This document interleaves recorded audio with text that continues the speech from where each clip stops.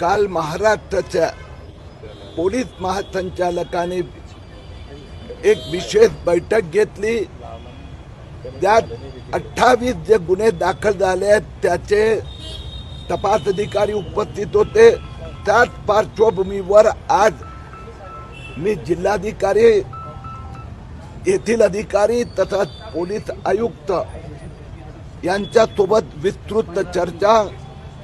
इथे जे जिल्हाधिकारी कार्यालयात वेगवेगळे अधिकारी आले होते, यात संभाजीनगर शहरात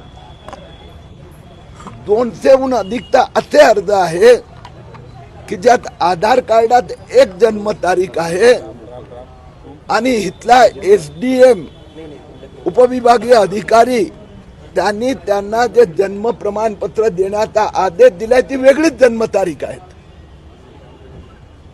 ही खूप गंभीर बाब आहे। मी जिल्हाधिकारी आणि पोलीस अधिकाऱ्यांना आग्रह केला आहे की इथला एसडीओ ची पहिली चौकशी व्हायला हवी की तो कागद पुरावा आधार कार्ड आहे, फक्त आधार कार्ड, त्याच्यावर जन्मतारीख 2 मार्च 93 आणि अर्जदाराने जन्मतारीख मागितली समजा 4 जुलै 94 तर त्याचे आदेश दिले आहेत। अशा प्रकाराचे येथे 500हून अधिक घोटाळेबाज लोकांना प्रमाणपत्र देण्यात आल्याचे पुरावे मी आज दिले आहेत।